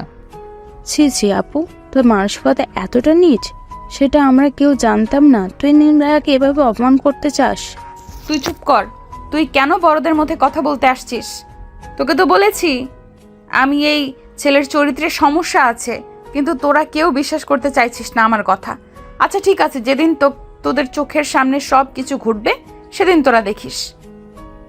হ্যাঁ সেটাই। এখন আর তুই দয়া করে নীল ভাইয়াকে উল্টোপাল্টা কথা শোনাবি না, তাহলে কিন্তু আমি তোর বিরুদ্ধে গিয়ে কথা বলতে বাধ্য হব। তখন নেহা আর কথা বলার জন্য কোনো ইস্যু খুঁজে পেল না, তাই সে চুপচাপ নাস্তা করে সেখান থেকে চলে গেল। কিছুক্ষণ পর নাস্তা শেষ করে নীল নেহার রুমের সামনে দিয়ে যাচ্ছিল। নেহার নিজের বিছানার উপর বসে কিছু একটা চিন্তা করছিল, তাই নীল তার রুমে প্রবেশ করে আর বলতে থাকে, কি ব্যাপার ম্যাডাম, আমার পিছনে কেন এত উঠে পড়ে লেগেছেন? বললাম তো আমার পিছনে পড়েন না, কোনো লাভ হবে না। বিশ্বাস এমন একটা জিনিস যেটা কামাই করতে অনেক কষ্ট লাগে, আর সেটা ধরে রাখতে জানতে হয়। তুমি আবার কেন আমার রুমে এসেছো সেটা বলবে? তুমি এক্ষুনি আমার চোখের সামনে থেকে চলে যাও। আমি তোমাকে সহ্য করতে পারি না, সেটা তুমি কেন বুঝতে পারো না? আমি কি এতটাই বোকা নাকি যে কোনো কিছু বুঝি না? আমি সব কিছুই বুঝি, আর বুঝে শুনেই লুডো খেলায় নেমেছি, যেটাকে সাপ লুডো বলে। হয়তো জিতবো, নয়তো একেবারে হেরে যাব। তুমি আমার চোখের সামনে থেকে দূর হও বলছি। আমি তোমাকে সহ্য করতে পারছি না। তুমি যেদিন থেকে আমাদের বাড়িতে এসেছো সেদিন থেকে আমার সঙ্গে খারাপই হচ্ছে, ভালো কিছুই হচ্ছে না। ম্যাডাম, আমি মানুষটাই এরকম, আমার সঙ্গে লাগতে আসবেন না। আমার সঙ্গে লাগতে আসলে খারাপই হবে, ভালো কিছুই হবে না। আসছি madam, good bye and best of luck. আর হ্যাঁ, আমার পেছনে আর পইরেন না। নেহা তখন নীলকে কিছু বলতে চাইছিল, কিন্তু নীল তাকে সেই সুযোগ না দিয়ে নিজের রুমে চলে গেল আর রেডি হয়ে অফিসে চলে গেল। এভাবেই চলতে থাকলো দিনকাল। হঠাৎ একদিন শুক্রবার, নীলের অফিস বন্ধ, আর অপরদিকে রিমি আর নেহার স্কুল আর ভার্সিটিও বন্ধ ছিল। তাই নীলের কোনো কাজকর্ম না থাকায় সে বাগানে গিয়ে ফুল গাছগুলোর সঙ্গে একটু সময় কাটাচ্ছিল। এমন সময় দোতলায় বেলকনি থেকে রিমি নীলকে ডাকতে থাকে। এই নীল ভাইয়া, একটা কাজ করে দেবে, খুব দরকারি। তোমার কোনো দরকারি কাজ আর আমি সেটা করে দেব না, এমনটা হতে পারে না। কি বলে ফেলো, কি কাজ, আমি এক্ষুনি করে দিচ্ছি। ভাইয়া আসলে একটা ইনভিটেশন যাওয়ার আছে, তাই বলছিলাম একটা গিফট কিনে দিতে, তাহলে ভালো হতো। হ্যাঁ ঠিক আছে, সেটা না হয় বুঝলাম, কিন্তু কার ইনভাইটেশনে আর কোথায় যাচ্ছ? আমাকে তোমার সাথে নিবে তো? এই না, একদম না। এই তোর বদমাইশ চরিত্রহীন লম্পট ছেলেটাকে কোনোভাবেই আমাদের সঙ্গে নেওয়া যাবে না। এর চরিত্রের ঠিক নেই, কোথায় কখন কি করে বসবে তার কোনো ঠিক ঠিকানা নেই। আরে আপু, তুমি এইভাবে বলছো কেন? তুমি কেন এই সব সময় নীল ভাইয়ের সঙ্গে এরকম আচরণ করো? নীল ভাইয়া যথেষ্ট ভদ্র আর ভালো একটা ছেলে, এসে কখনোই ফাজলামো করে না। নীল ভাইয়া, আমি তোমাকে আমার সাথে নিয়ে যাব, কোনো সমস্যা নেই। দাঁড়াও 1 মিনিট, আদৌ তোমার সঙ্গে যাবো কিনা সেটা চিন্তা করে নেই। তোমার এই ডাইনি মার্কা শাকচুন্নি বোনটা যদি তোমার সঙ্গে যায় তাহলে আমি যাব না, আর গিফট কিনে এনে দেওয়ার তো প্রশ্নই ওঠে না। ভাইয়া আসলে আমরা একটা বান্ধবীর বার্থডেতে যাচ্ছি, তাই তার জন্য কিছু গিফট নেওয়ার প্রয়োজন। আসলে সকালে মনে ছিল না, তাই না হলে আমার দুজনের মধ্যে থেকে কেউ একজন নিয়ে আসতাম, তাই তোমাকে বলা। ও আচ্ছা, ঠিক আছে, বুঝতে পেরেছি। আমি তোমাদের গিফট এনে দেব, শুধুমাত্র একটা শর্তেই, যদি তোমাদের সঙ্গে আমাকে নিয়ে যাও। রিমি, ওকে বলে দে আমাদের গিফটের কোনো প্রয়োজন নেই। আমরা রাস্তা দিয়ে যাওয়ার সময় কিছু একটা কিনে নেব, নয়তো আমাদের ফ্রেন্ডকে অন্য সময় কিছু একটা দিয়ে দেব, কিন্তু এই বদমাইশকে কোনোভাবেই আমাদের সঙ্গে নিয়ে যাব না। কেন, কি সমস্যা? আমি কি ওখানে গিয়ে সবার সামনে তোমাকে জড়িয়ে ধরবো নাকি কিস করব, যাতে তোমার প্রবলেম হবে? এই ফাজিল ছেলেটাকে আমার সামনে থেকে চলে যেতে বল, তা না হলে কানের নিচে কখন যে 2-4টা বসিয়ে দেব তার কিন্তু কোনো ঠিক ঠিকানা নেই, কারণ এ আমার মেজাজ একদম খারাপ করে ফেলছে। কেন, আমি কি এখনো এমন কিছু করেছি নাকি? তোমাকে বিয়ে করব বলেছি নাকি বাসর করব বলছি, যার কারণে তোমার মেসেজ এত খারাপ হয়? শোনো, তুমি না এতটাও ডিমান্ডেড কিছু নাও যতটা তুমি নিজেকে মনে করো। নিজেকে এত স্পেশাল কিছু ভাবার কোনো কারণ নেই, বুঝতে পেরেছো? এই বলতে বলতে নীল সেখান থেকে চলে গেল, আর এইদিকে রিমি নেহাকে বলতে থাকে। নেহা এই কথাগুলো না বলে হয়তো নীল তাদের একটা গিফট কিনে এনে দিত, কিন্তু এখন তো পার্টিতে যাওয়ার সময় হয়ে গেছে। রাস্তায় গাড়ি দাঁড় করে গিফট কেনার মতো টাইম হবে না। খালি হাতে কোনো ইনভাইটেশনে যাওয়াটা তো ভালো দেখায় না। তখন নেহা রিমিকে বলে, দেখ, আমি তোর কোনো বন্ধুর ইনভিটেশনে যাচ্ছি না, আমি আমার বন্ধুর ইনভিটেশনে যাচ্ছি। তাই সেখানে মানিকও তো থাকবে কি থাকবে না সেটা আমার উপর ছেড়ে দে। এই বিষয়ে তোকে এত চিন্তা করতে হবে না। আর হ্যাঁ, তোর যদি যাওয়ার ইচ্ছা না থাকে তাহলে তুই আমাকে বলে দে, আমি একাই চলে যাব। আর যদি যেতে চাস তাহলে মুখটা বন্ধ করে চুপচাপ তাড়াতাড়ি রেডি হয়ে আয়। ঠিক আছে, আমার কোনো সমস্যা নেই। বন্ধু তো তোর মান ইজ্জত গেল, তোর যাবে তাতে আমার কি। যাই হোক, তুই ওয়েট কর, আমি এক্ষুনি রেডি হয়ে আসছি। হ্যাঁ সেটাই, বন্ধুটা আমার, তাই চিন্তা করার কিছুই নেই, চুপচাপ রেডি হয়ে চলে আয়। অতঃপর তারা দুজনে রেডি হয়ে চলে গেল বার্থডে পার্টিতে। তার সবাই সেখানে উপভোগ করছিল। তখনই হঠাৎ আরে কি ব্যাপার নীল ভাইয়া, তুমি এখানে কিভাবে আসলে? তোমাদের ফলো করতে করতে চলে আসলাম। এই যে তোমাদের গিফট বক্স। তুই যে কোন লেভেলের নির্লজ্জ বেহায়া আমি সেটা বুঝতে পারছি না। তোকে আমি বলেছিলাম আমার বন্ধুর জন্য গিফট বক্স নিয়ে এখানে চলে আসতে, তোর কি লাজ লজ্জা বলতে জিনিসটা নেই নাকি বল? আমি কি মেয়ে মানুষ নাকি যে আমার লাজ লজ্জা এত বেশি থাকবে? আমি তো ছেলে মানুষ, আমার লাজ লজ্জা এত বেশি নেই। যাই হোক, কথা বাড়িয়ে লাভ নেই। এই নাও তোমার গিফট বক্স। আমি এখন আসি, আমি এখানে খেতে আসিনি। তোমার বন্ধুর জন্মদিন যেখানে তুমি কোনো গিফট ছাড়াই চলে এসেছো, এটা তোমার বাবার মান ইজ্জতের বাধে। তাই আমি তোমার বাবার কাছ থেকে টাকা নিয়ে তোমার বন্ধুর জন্য একটি স্পেশাল গিফট কিনে এনেছি। আরে নেহা, কি ব্যাপার? কে এটা? ছেলেটা তো দেখি দারুণ হ্যান্ডসাম। তো নতুন বয়ফ্রেন্ড নাকি? কোনো কালেই তোরা আমার কোনো বয়ফ্রেন্ড দেখেছিস যে এই গর্ধব ছেলেটাকে দেখে তোদের আমার সামনে আমার নতুন বয়ফ্রেন্ড বলে মনে হচ্ছে? কখনো কি তোরা আমার কোনো ছেলে বন্ধু দেখেছিস? আর বয়ফ্রেন্ড তো একদমই নয়। আর তারপরেও যদি শহরের কোনো স্মার্ট ছেলে হতো সেটা ভেবে দেখা যেত। এই গাইয়া ভুট্টাকে কে বয়ফ্রেন্ড বানাতে চাইবে সেটা বল শুনি। দেখ নেহা, ছেলেটা কিন্তু যথেষ্ট হ্যান্ডসাম। আমার কিন্তু দেখে বেশ পছন্দ হয়েছে। তোর বয়ফ্রেন্ড না হয়ে থাকলে আমায় একটু লাইন করিয়ে দে না, ছেলেটাকে আমার বেশ ভালো লেগেছে। এক্সকিউজ মি ম্যাডাম, নীল প্রেম টেম ওসব করে না। আর শহরে ওভার স্মার্ট মেয়েদের তো কখনোই না। আমি আসছি, এই নিন আপনার গিফট। অতঃপর তাদের আর কোনো কথা বলার সুযোগ না দিয়ে নীল এখান থেকে চলে গেল। এদিকে বাসে আসতে না আসতে নেহার আপু নীলকে বলতে থাকে, কি ব্যাপার নীল, তুমি না বললে নেহাদের সঙ্গে তুমি নেহার বন্ধুর বার্থডে পার্টিতে যাচ্ছ? তাহলে এত তাড়াতাড়ি চলে আসলে কেন? আর নেহা, রিমি ওরা কোথায়? আঙ্কেল, ওরা ওখানে রয়েছে, ওদের আসতে একটু দেরি হবে। আমার ওসব হাঙ্গামা ভালো লাগে না, তাই আমি একটু তাড়াতাড়ি চলে এসেছি। আচ্ছা ঠিক আছে, সে না হয় বুঝলাম। এখন তুমি আমাকে এটা বলো যে নতুন অফিস তোমার কেমন লাগছে? চাকরি করতে ওখানে তোমার কেমন লাগছে?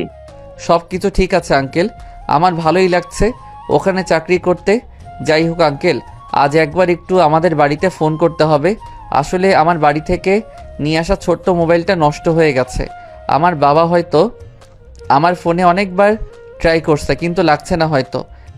এটা তুমি কি বলছো? তোমার মোবাইল নষ্ট হয়ে গেছে সেটা তুমি আমাকে আগে বলবে না? তুমি আমাকে বলতে আমি তোমাকে নতুন একটা ফোন কিনে দিতাম। আর তুমি জানো তোমার বাবা তোমাকে কতটা ভালোবাসে? এই যখন থেকে তোমার ফোন নষ্ট, কতবার তোমাকে হয়তো ফোন করেছে, আর তোমাকে ফোনে না পেয়ে হয়তো টেনশন করছে। তোমার বাবা হয়তো ভাবছে আমি ব্যস্ত, তাই হয়তো আমাকে ফোন দিচ্ছে না। অতঃপর নেহার বাবা তখনই বাসা থেকে বের হয়ে মার্কেটে চলে যায় আর নীলের জন্য একটা স্মার্টফোন কিনে আনে। সেটা নীলের হাতে দেওয়া মাত্রই নীল বলতে থাকে, আঙ্কেল, আমার তো বাটন ফোন হলেই চলে যেত, এখন এই ফোন কিনে আনার কি প্রয়োজন ছিল? তাছাড়া এই ফোনের যা দাম সেটা তো আমার 1 মাসের বেতনই চলে যাবে। হ্যাঁ বাবা, এটা একদম ঠিক কথাই বলেছ।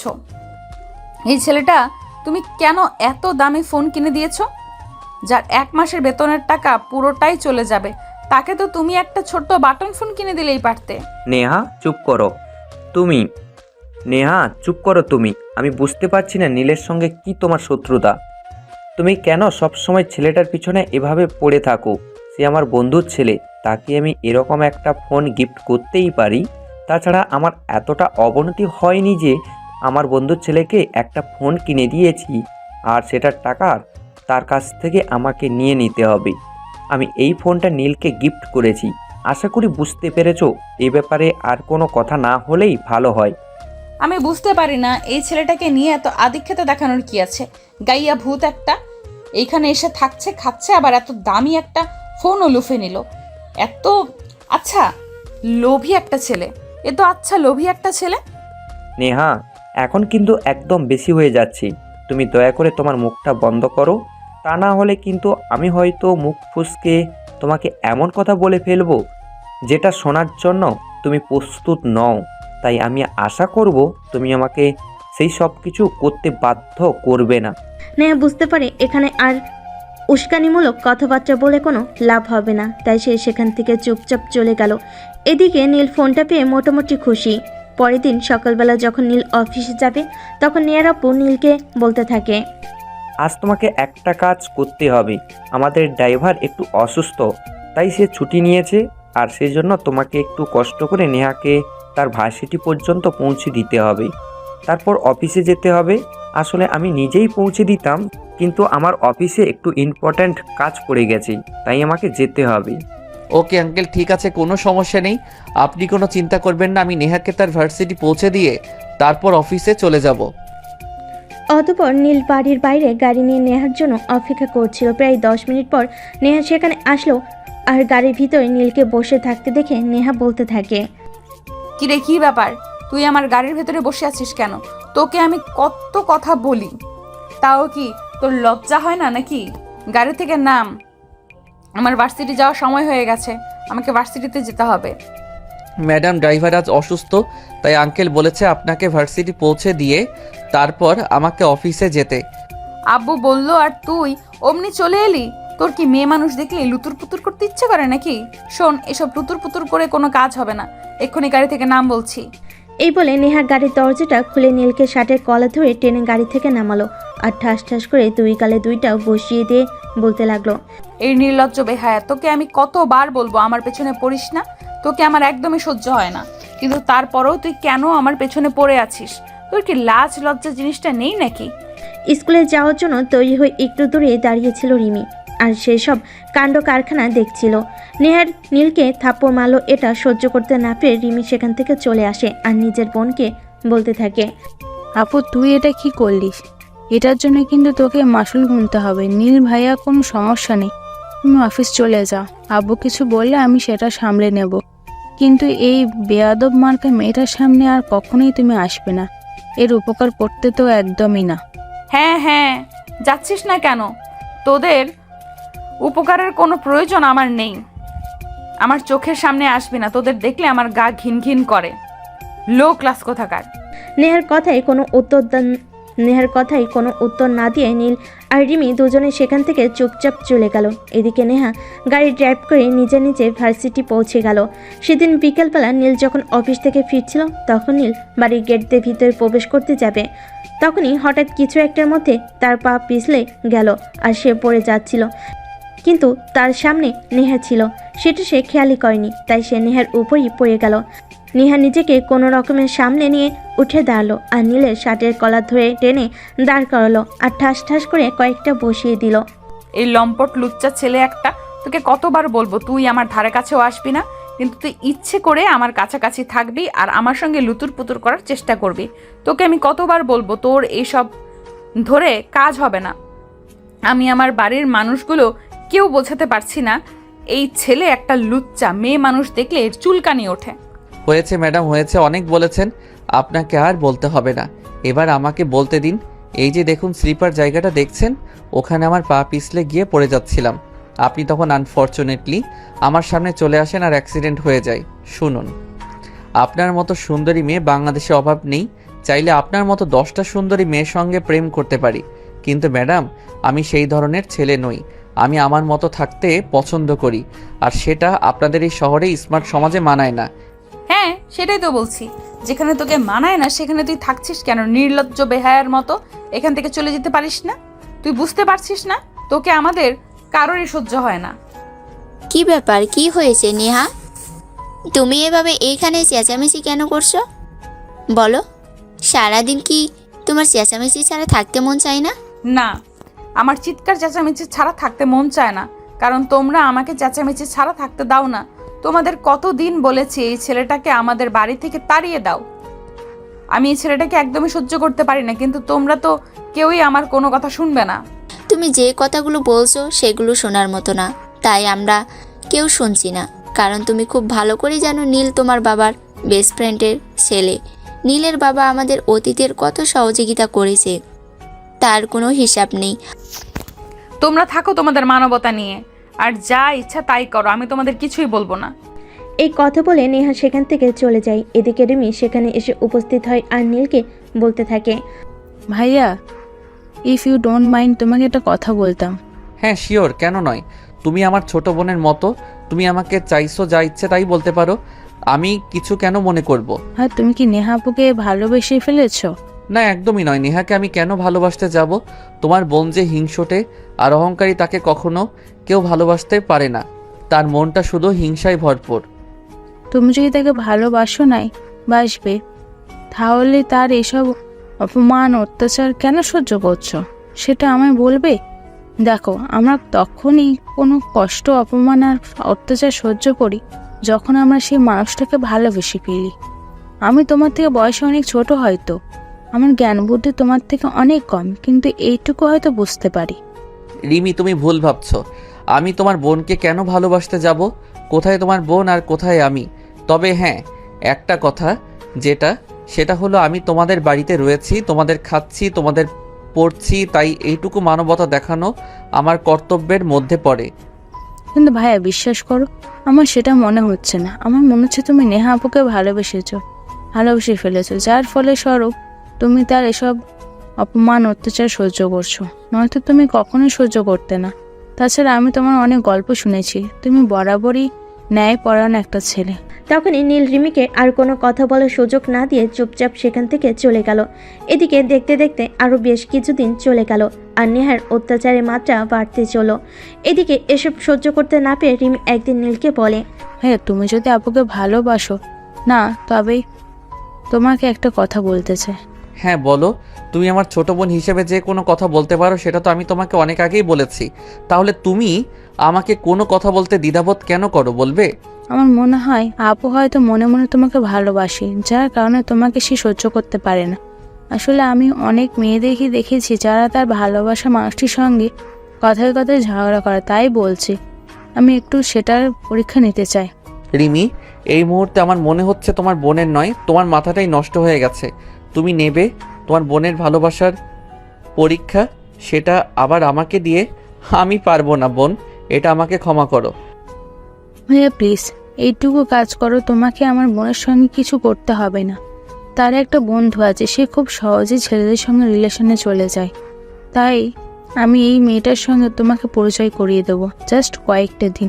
এই মেয়েটার সঙ্গে একটু লাইন মারবি, তাহলেই হয়ে যাবে। প্লিজ ভাইয়া, আমি ছোট বোন হিসেবে তোমাকে রিকোয়েস্ট করছি, তুমি আমাকে ফিরিয়ে দিও না। আচ্ছা ঠিক আছে, তুমি যখন এত করে রিকোয়েস্ট করে বলছো আমি চেষ্টা করে দেখতেই পারি।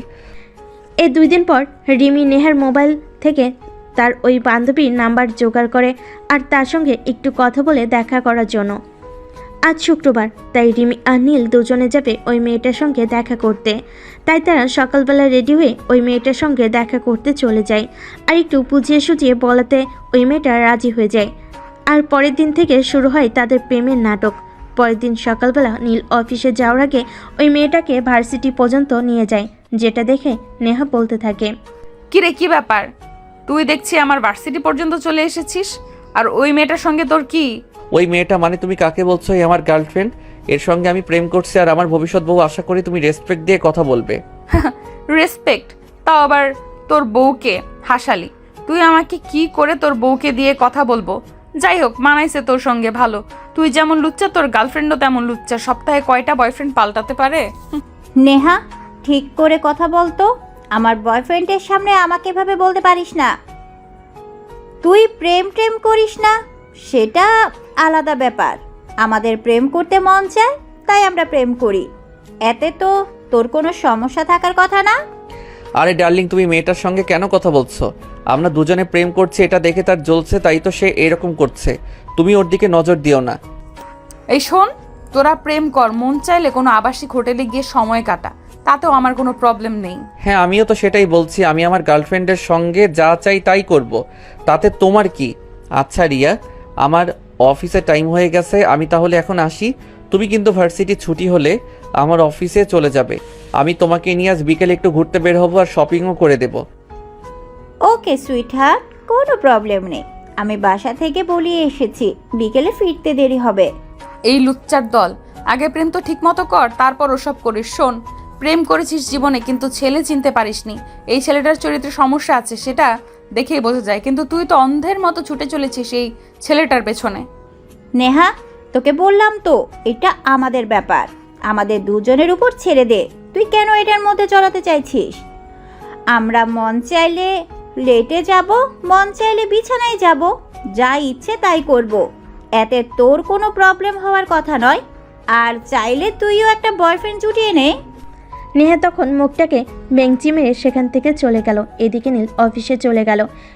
এদিকে সেদিন বিকেলবেলা রিয়া যখন ভার্সিটি থেকে বের হয় নীলের অফিসের দিকে যাবে, তখন নেহাকে শুনিয়ে শুনিয়ে বলতে লাগলো, আজ আমার নতুন বয়ফ্রেন্ড আমাকে নিয়ে ডেটে যাবে। আমার বয়ফ্রেন্ড হয়তো আমার পছন্দ মতো আমাকে অনেক কিছু কিনেও দিবে, আর সেটা দেখে অনেকেই চলবে, তাতে আমার কিছু যায় আসে না। আর বয়ফ্রেন্ড পাল্টানো তো আমার কাছে ড্রেস পাল্টানোর মতো। খুবই ভালো লাগে এসব করতে। তবে এবার আমি যে মালটা জুটিয়েছি সেটা কিন্তু দেখতে খুবই জোশ। আর নতুন চাকরি নিয়েছে, হাবাগোবা টাইপের, একটু ঘোরাতেও পারবো। রিয়ার এই কথাগুলো শুনে নেহা খুব ভালোভাবে বুঝতে পারলো রিয়া এখন এই কথাগুলো নেহাকে উদ্দেশ্য করে বলছে, তাই নেহা রিয়ার সামনাসামনি দাঁড়িয়ে বলতে থাকলো। এই নির্লজ্জ বেহায়া মেয়ে, তোকে আর কতবার বলবো, তুই চাইলে ওই ছেলের সঙ্গে বিছানায় যেতে পারিস, তাতে আমার কোনো সমস্যা নেই। তোদের যা ইচ্ছা কর, আমাকে কেন এসব কথা শোনাচ্ছিস? আমি কখন তোকে এসব কথা শোনাতে গেলাম? তুই তো নিজে নিজে এসে শুনছিস। দেখ রিয়া, তোকে শেষবারের মতো বলে দিচ্ছি, এই ছেলেটার সঙ্গে এত ঢলাঢলি করবি না। এসব আমার একদম ভালো লাগে না। তুই কে রে বাবা বলতো? শুনি তোর ভালো লাগা না লাগা আমার কি আসে যায়? তোর যদি আমার এসব কিছু দেখতে ভালোই না লাগে, তাহলে তুই তোর চোখ বন্ধ করে রাখতে পারিস, তাতে আমার কোনো আপত্তি নেই। ঠিক আছে, যা, তোর যা ইচ্ছা তুই তাই কর। আমি তোকে আর এই ব্যাপারে কোনো কিছুই বলবো না। তবে হ্যাঁ, একটা কথা তোকে বলে দিচ্ছি, কখনো যদি এই ছেলেকে নিয়ে কোনো ঝামেলা বাঁধিয়েছিস, তখন কিন্তু আমাকে দোষ দিতে পারবি না, কারণ আমি কিন্তু আগে থেকেই তোকে হুঁশিয়ার করেছি। না রে ভাই, তোকে কোনো দোষ দিব না। তুই এখন দয়া করে এখান থেকে বিদায় হ। তখন সেখান থেকে নেহা আর কোনো কথা বলার সুযোগ না পেয়ে চলে গেল। এদিকে রিয়া আর নীল একটা রেস্টুরেন্টে দেখা করলো, সেখানে খাওয়া দাওয়া করলো আর তাদের পরবর্তী প্ল্যান নিয়ে আলোচনা করতে লাগলো। আগামী শুক্রবার সকালে তুমি বাসায় যাবে আমাকে আনতে, আর ওখানে বলবে যে সারাদিন তুমি আমার সঙ্গে থাকবে। আন্টিকে আমি আর রিমি সব বলে রেখেছি, কোনো প্রবলেম হবে না। আর সেখানে গিয়ে তুমি আমার সঙ্গে এরকম আচরণ করবে যেন আমরা দুজনই খুব ক্লোজ হয়ে গেছি, সেটা নেহা বুঝে। ওকে, কোনো প্রবলেম নাই। আমি সময় মতো পৌঁছে যাব, আর তুমি যেভাবে যা করতে বলবে আমি তাই করব। আর আজকে নেহাকে দেখিয়েছি, আমি শিওর সে তোমাকে ভালোবাসে, কিন্তু মুখ ফুটে বলতে পারছে না। হয়তো নয়তো সে নিজেই ভালোবাসাটা বুঝতেই পারছে না, তাই তোমার সঙ্গে এরকম আচরণ করছে। আর 2-4 দিন গেলে আমি শিওর সে নিজে থেকেই তোমাকে সব বলতে আসবে। সেটা সময় হলে দেখা যাবে। যাই হোক, এখন তাহলে আসি, আমাকে তো আবার কাল সকালে অফিস যেতে হবে, রাত তো অনেক হয়ে গেল। সেদিন বাসে পৃথিবীতে নীলের রাত প্রায় 12টার মতো বেজে গেল। সে দরজার সামনে দাঁড়িয়ে কলিং বেল চাপ দিল। প্রায় মিনিট 5 পর নেহা এসে দরজা খুলে দিল আর নীলকে গেটের বাইরে দাঁড়িয়ে থাকতে দেখে সে রাগান্বিত স্বরে বলতে লাগলো, এটা বাড়ি নাকি অন্য কিছু আমি সেটাই বুঝতে পারছি না। এইখানে যে কেউ এসে পড়বে, থাকবে, খাবে, যখন ইচ্ছা হবে বাসায় আসবে, মাঝরাত থেকে বাসায় আসবে, এগুলো এই বাসায় চলবে না। নেহার মা আড়ালে দাঁড়িয়েছিল, তিনি এই মুহূর্তে তার জন্য অপেক্ষা করছিলেন। তখনই তিনি সামনে এসে নেহাকে উদ্দেশ্য করে বলতে লাগলেন, কি ব্যাপার নেহা, তুমি ওর সঙ্গে এরকম আচরণ করছো কেন? এই বাড়িতে তোমার যতটুকু স্বাধীনতা, নীলেরও ততটুকুই স্বাধীনতা আমরা দিয়ে রেখেছি। নীলের যখন ইচ্ছে হবে বাড়িতে আসবে, আর যেদিন ইচ্ছা হবে না বাড়িতে আসবে না। এ ব্যাপারে তুমি তো কথা বলার কেউ না। হ্যাঁ, সেটাই তো, আমি কেন এই কথা বলছি? এটা তো বাড়ি নয়, অন্য কিছু। এখানে যার ইচ্ছা হবে সেই চলে আসবে, তাদের নিজের ইচ্ছা মতো থাকবে, নিজের ইচ্ছা মতো নিয়ম তৈরি করবে। কই, আমরা তো কোনোদিন সন্ধ্যার পরেও বাড়িতে ফিরি না। তাইলে এই ছেলেটা কেন আমাদের বাড়িতে থেকে রাত 12টার পর বাড়ি ফিরবে? বললাম তো, সেসব কৈফত কেউ তোমাকে দেবে না, কারণ এই বাড়িতে যতটুকু অধিকার তোমার আর রিমির রয়েছে, ততটুকু অধিকার নীলেরও রয়েছে। নীলের যখন ইচ্ছা হবে এখানে আসবে, যখন ইচ্ছা হবে তখন সে রাতের 2টা বাজে বাড়িতে আসতে পারবে, কোনো সমস্যা নেই। আরে হ্যাঁ, নীল তো আর এমনি এমনি লেট হয়নি, হয়তো তার কোনো কাজ ছিল তাই। হায়, আমি তো সেটাই বলছি, তার কি এমন মহান কাজ ছিল যে অফিস ছুটি হয়েছে বিকেল 5টায় আর এখন রাত 12টা বাজে তার বাড়িতে আসার সময় হয়েছে? আমার তো সেটাই জানতে ইচ্ছে করছে। নেহা, আমি আমার গার্লফ্রেন্ড নিয়ে ঘুরতে গেছিলাম, কেন তোমার কোনো সমস্যা আছে নাকি এতে? তাছাড়া এটা তো তুমি খুব ভালো করেই জানো, তোমারই এক বন্ধুর সঙ্গে আমার প্রেম হয়েছে, সেটা বাড়ির কেউ না জানলেও তুমি তো খুব ভালোই জানো। তাহলে আমাকে এত প্রশ্ন করার কি আছে বলো? এক্স্যাক্টলি, আমিও সেটাই বলতে চাইছিলাম। তুমি আমাদের বাড়িতে থাকবে, আমারই বন্ধুর সঙ্গে প্রেম করবে, আর রাত 12টার পর বাড়িতে ফিরবে, এইসব তো আমি সহ্য করব না। তোমার সহ্য করা বা না করায় কি আসে যায় সেটা তুমি আমাকে বলবে? তোমাকে কতবার বলেছি এই ছেলেটার পিছনে পড়বে না। সহজ সরল ইনোসেন্ট একটা ছেলে, গ্রাম থেকে এসেছে, শহরের এত সব নিয়মকানুন সে জানে না। তাই তো তোমাকে বলেছি তুমি ওকে যতটুকু পারো সহযোগিতা করবে, কিন্তু পিছনে লাগবে না। তোমাদের সঙ্গে তর্ক করে কোনো লাভ আছে বলে তো আমার জানা নেই। তোমাদের সঙ্গে তর্কে আমি যেতে চাই না। আমি আসছি, তোমাদের যা ইচ্ছা তোমরা তাই করো। নেহা সেখান থেকে হনহন করে নিজের রুমে চলে গেল। আর সেটা দেখে নীল আর নেহার আম্মু দুজনেই হাসতে থাকলো। তখন নেহার আম্মু বলতে লাগলো, এবার তো তুমি নিজের চোখে দেখতে পেলে নেহা কিভাবে জ্বলছিল। আমি শিওর সে তোমাকে মনে মনে অনেক বেশি ভালোবেসে ফেলেছে, কিন্তু নিজের ইগোর জন্য বলতে পারছে না। তবে হ্যাঁ, একটা কথা আমি শিওর যে এভাবে চলতে থাকলে নেহা হয়তো 2-1 দিনের মধ্যেই তার মনের কথা প্রকাশ করে দিবে। কিন্তু আন্টি, আপনারা সত্যি যে রকমটা চিন্তা করছেন সেরকম যদি হয় তাহলে কি করবেন? তখনই নেহার আব্বু সেখানে এসে উপস্থিত হয়। আর তিনি তাদের কথোপকথন আগে থেকে শুনছিলেন, তাই তিনি বলেন, কি করব মানে? তোমার কি নেহাকে বিয়ে করতে কোনো সমস্যা আছে? সোনা আমার, মেয়েটার এমনিতেই একটু অহংকারী, কিন্তু মানুষের দিক দিয়ে অনেক ভালো একটা মেয়ে। একটা সঠিক মানুষের ভালোবাসা পেলে আমার মেয়েটা শিওর বদলে যাবে। কিন্তু আঙ্কেল, আপনার মেয়ে তো... এরপর নেহার আব্বু নীলকে আর কোনো কথা বলার সুযোগ না দিয়ে নিজেই বলতে থাকলো, আর কোনো কিন্তু নয় বাবা, আমি তোমার আব্বুর সঙ্গে কথা বলে রেখেছি।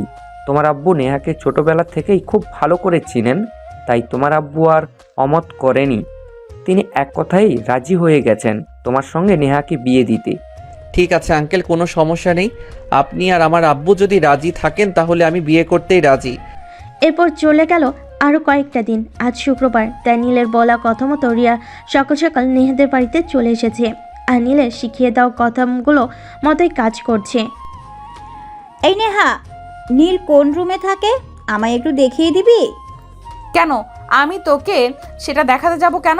আর সাত সকালে তুই এইখানেই বা কেন এসেছিস? আমার বাড়িতে আসার অনুমতি তোকে কে দিয়েছে? শোন, এটা তোদের বাড়ি ঠিক আছে, কিন্তু আমার বয়ফ্রেন্ড আর আমার হবু হাজবেন্ড এই বাড়িতে থাকছে, তাই আমি যে কোনো সময় এই বাড়িতে আসতেই পারি। এখন কথা না বাড়িয়ে তুই আমাকে এটা বলে দে যে নীল কোন রুমে আছে। আর তুই যদি আমাকে সেটা বলতে না পারিস তাহলে সেটাও বলে দে, কারণ আমি তো তোর জন্য বসে থাকবো না, আমি নিজেই আমার বয়ফ্রেন্ডকে খুঁজে নিব।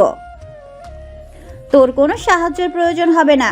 এই শোন, আমি না তোর সঙ্গে কোনো কথা বলতে চাইছি না। তুই এক্ষুনি আমাদের বাড়ি থেকে বের হয়ে যা। আমি তোর চেহারাটাও আমাদের বাড়িতে দেখতে চাইছি না। তোমার দেখতে যাওয়া বাধা আছে হয়তো, কারোরই কিছু যায় আসে না। রিয়াকে আমি এই বাড়িতে আসতে বলেছি কারণ রিয়াকে আমি ভালোবাসি, আর তার সঙ্গে আমার একটা ভালো সম্পর্ক রয়েছে। আমরা সারাদিন একসঙ্গে সময় কাটাবো, তাই রিয়াকে আসতে বলেছি। একসাথে সময় কাটাবে মানে কি বোঝাতে চাইছো? তুমি এই বাড়িতে থেকে এসব নষ্টামি করবে, এসব তো চলবে না। তুমি এই বাড়ি থেকে বের হয়ে গিয়ে তারপর যা ইচ্ছা তাই করো, তোমাকে কেউ বাধা দেবে না। নীল এই বাড়িতে থেকে যাবে কেন? নীল এই বাড়িতেই থাকবে, আর তার যা করতে ইচ্ছা হয়েছে এই বাড়িতে থেকেই করবে। এতে যদি তোমার কোনো সমস্যা হয়ে থাকে তাহলে তুমি নিজের চোখ দুটোকে বন্ধ করে রাখতে পারো। আম্মু, আমি বুঝতে পারছি না তোমাদের কি হয়েছে। তোমরা কেন এই ছেলেটার জন্য আমার সঙ্গে এরকম আচরণ করছো? বাইরের একটা ছেলে এখানে থাকছে আর তার উপর এসব নষ্টামি করছে, সেগুলোকে তোমরা সহ্য করছো? আমরা তো তার কাজকর্ম সেরকম খারাপ কিছু দেখতে পাচ্ছি না, আর সে তো সেরকম কোনো কিছুই করেনি। সে একটা মেয়েকে ভালোবাসে আর তার সঙ্গে পার্সোনাল টাইম কাটাবে, হয়তো এতেই খারাপের কি আছে? কেন ওই মেয়ের সঙ্গে কেন পার্সোনাল টাইম কাটাতে হবে? বাড়িতে কি মেয়ে মানুষ নেই নাকি? বাড়িতে তো মেয়ে মানুষ অনেকই রয়েছে, যেমন রিমি আন্টি। আমি কি ওদের সঙ্গে পার্সোনাল টাইম কাটাবো নাকি? ওরা তো আর আমার গার্লফ্রেন্ড নয় যে আমি একটু জড়িয়ে ধরতে পারবো, আদর করতে পারবো। এক থাপ্পড়ে তোর সব কয়টা দাঁত ফেলে দিব। তুই রিমি আর আম্মুকে কেন আদর করতে যাবি? আমি যে তোর চোখের সামনে ঘুরঘুর করছি, আমাকে তোর চোখে পড়ে না? এসব তুই কি বলছিস নেহা? তুই কিনা শেষে এই ছেলেটাকে এসব কথা বলছিস? তুই তো এই ছেলেটাকে একদম সহ্য করতে পারিস না, যে আমাদের বাড়িতে রয়েছে এটাই তোর সহ্য হয়? হ্যাঁ বলেছি, কারণ ওকে যেদিন আমি প্রথমবার দেখেছি সেদিনই ভালোবেসে ফেলেছিলাম। কিন্তু বাংলায় তো একটা প্রবাদ আছে, মেয়ে মানুষের বুক ফাটে তো মুখ ফুটে না।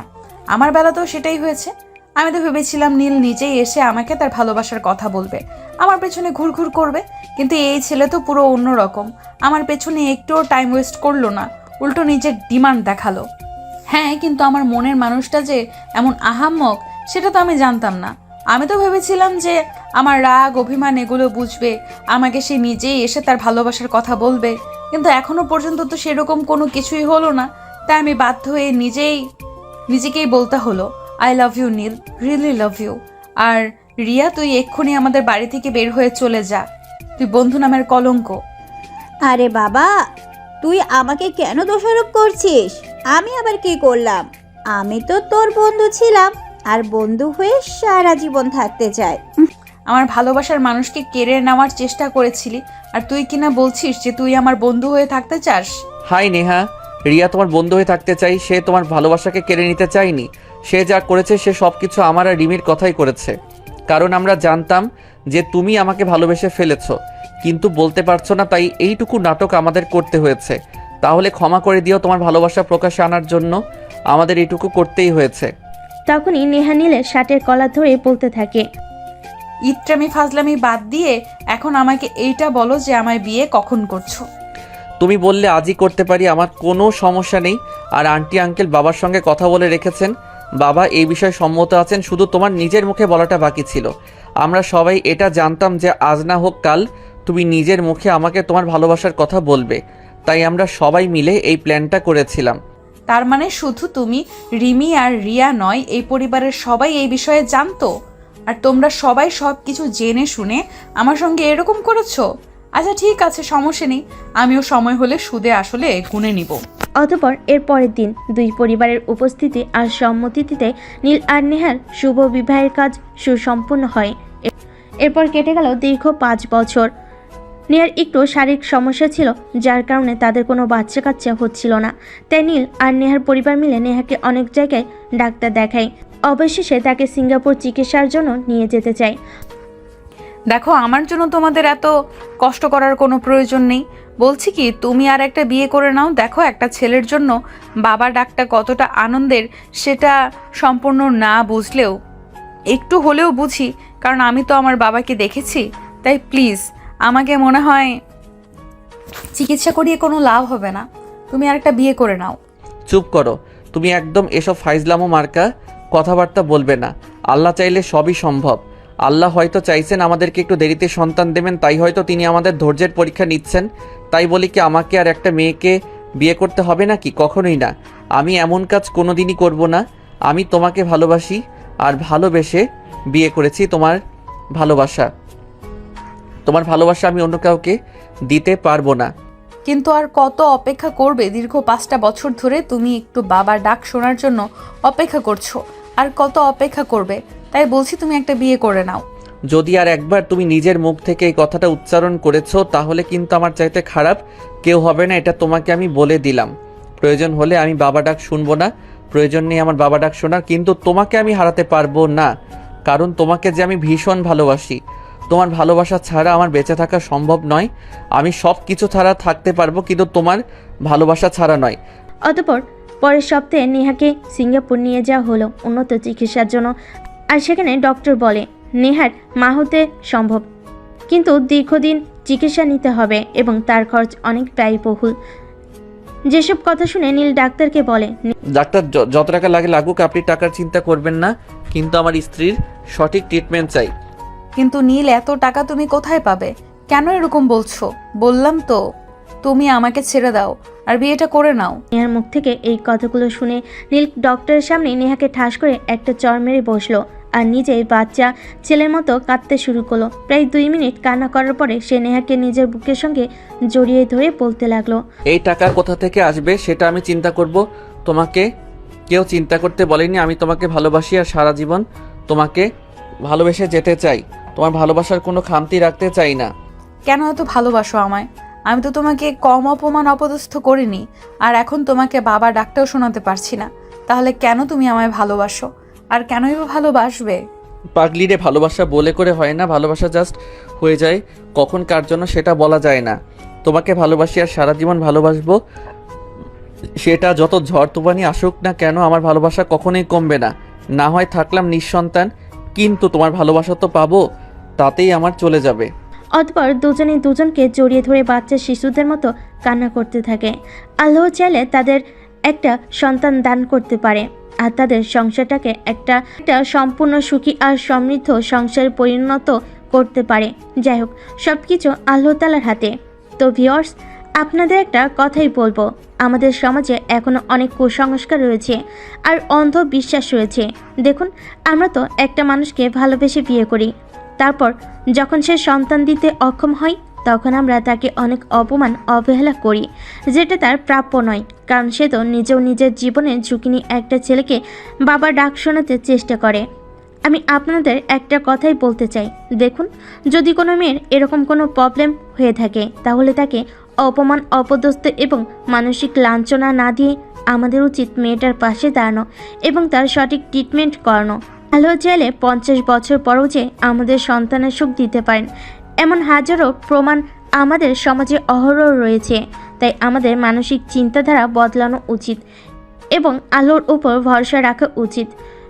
সবার জন্য অনেক শুভকামনা রইল। দেখা হবে অন্য কোনো এক ভালোবাসার গল্পে। সে পর্যন্ত ভালো থাকবেন সবাই।